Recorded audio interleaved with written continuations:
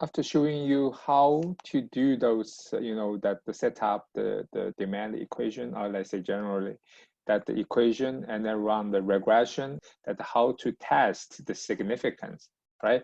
So now that it's the time that I give you a very, let's say, concrete example, very to show you how to do this regression analysis using that the spreadsheet for Windows and one for MacBook or Mac operation system. Since I'm not using the Mac, so check the next slide that there's the detail to tell you how to let's say how to install this analysis 2-pack in that Excel. All right, just for me that I just go ahead to show you how to install that in Windows. The first step is we install this analysis 2-pack. All right, and then the second one is trying to use this data analysis function or data analysis. Let's say we call this descriptive statistics. Let's say those are the the step before we do the regression analysis. So because we have the equation, we have the function, and then we trying to figure out the correlation. But if we're talking about the descriptive analysis or statistics, it's just a summary, okay? Summarize those data sets, what is the mean, what is the standard deviation. Go back to install this analysis 2-pack. Okay, so let me share a new screen with you. First of all, open that, for example, that if I have like, for example, a simple data set like this, this is a very typical, let's say that the data set for a demand function. Okay, so this is more like for a beef consumption. Okay, it's a demand function. So you needed to click that the file tab. All right, and then go to that the option. Open the option, and then you will see that this is the there is one tab called, or the category called add-ins. Okay, click this add-in, and then you will see there are, like say that the analysis 2-pack whatsoever. So this is the go to that the manager box, select the Excel add-in as it is Excel add-in, right? And then click go. See there are, let's say 4 add-in available that you just click that check this analysis 2-pack. I already did, so just go ahead, check it, and then go OK. It installs that this analysis 2-pack already for your Excel or for our spreadsheet. But if the analysis 2-pack is not listed in this add-ins, and click the browser to locate it. Okay, so it's you can figure out, because usually it's very straightforward. And then that now you can do this data analysis. And then if you let's say go to check this, there are so many different. Let's say usually we start here, right? And then you need to select the so-called the data. If you select the data, the menu, right? And then there is a let's say we call it almost at the far right. You will see we have a data analysis. This is a data analysis tab.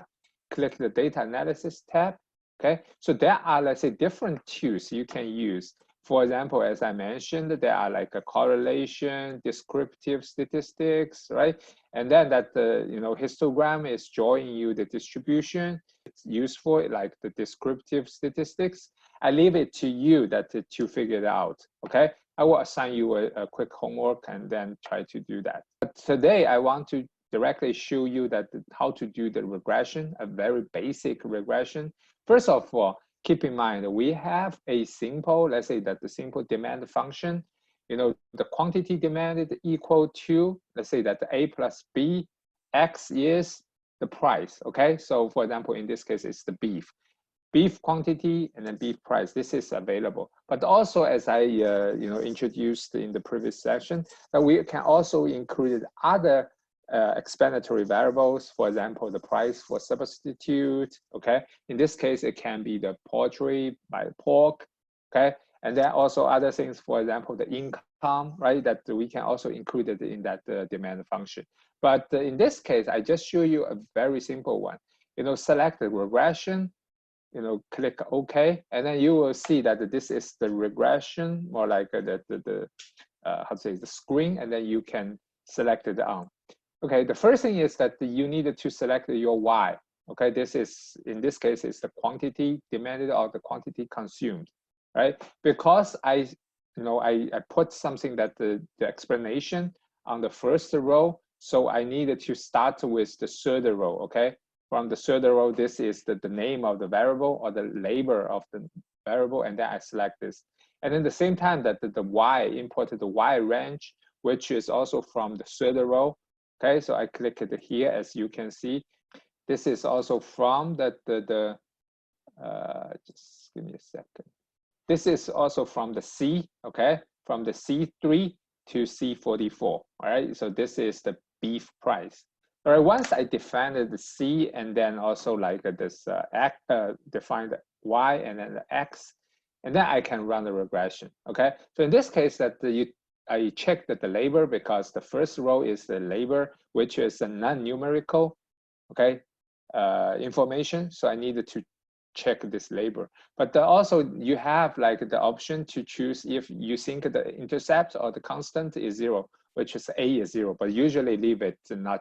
And then the confidence level, usually we use 95%. As explained that the 95% that indicated that the T statistics, right? So in that case, we have the 95 confidence. Let me click OK. And then immediately it shows you the output or the result, the regression, okay? So here, the R square, remember what is the R square? This is, this is more like a 77.5 or 77.4%. So this is more explained by my regression. So it's generally okay, right? Usually we say 70%, 80% is okay. But check that what we have, first of all, that we have the coefficient, the intercept, the B, okay, in this case, this is the B hat, all right? We see a minus sign, so this is follow the law of demand, okay? And then also if I check the T statistics or the p-value, as you can see, this is almost 0, right? So this is more like a lot zeros behind that. There are like 36 zeros, and then this is 14 zeros. So means that this is, a very, very small chance, okay, that those two coefficient is equal to 0. On the other hand, that we have the 95, we have above 95% confidence. This, this coefficient is significant. Also remember that the F test, we show you the F test.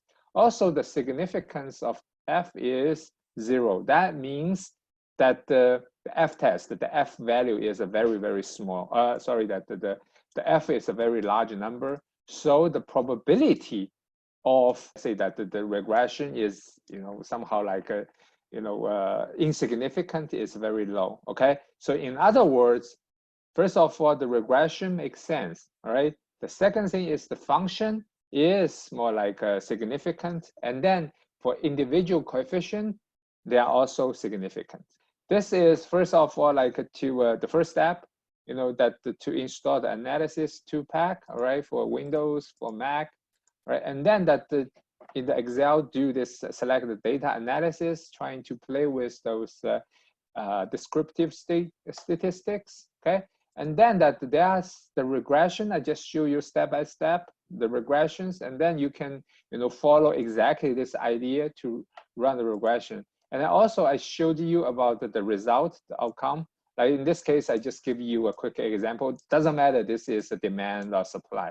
You just make it like a generic, example. So this is the T statistics. This is the p-value. P-value, small is better. Small means it's more significant. So in this case, that if we are setting like remember 5%, okay? So in this case, this is 1%. The A is 1%. That means, this A is very likely not equal to 0. It's equal to almost 5, right? But in this case, this 16% is well above 5%. That means this coefficient can be somehow statistically insignificant.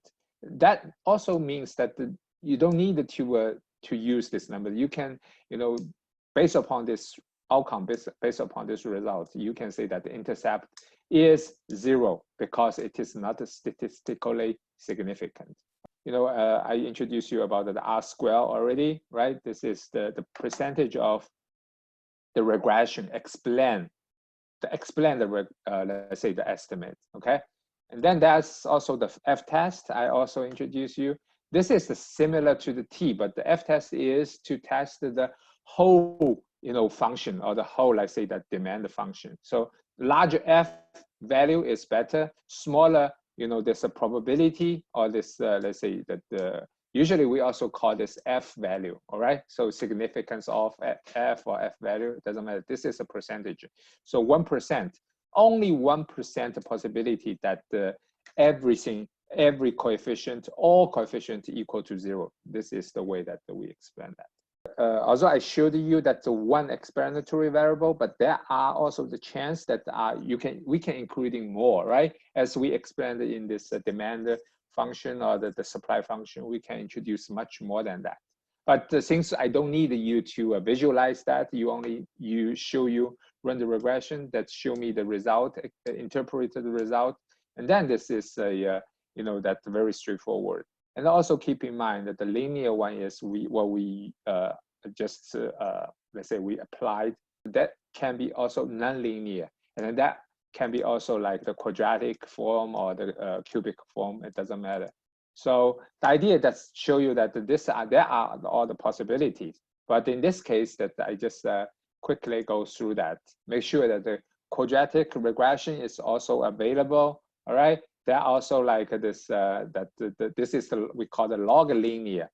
Although it's a little complicated, but if you take the log on both sides, and then you get a, like the log y and then log a, log b, whatever. So you also get a very similar, this is a linear form. This is transformed to a linear form, right?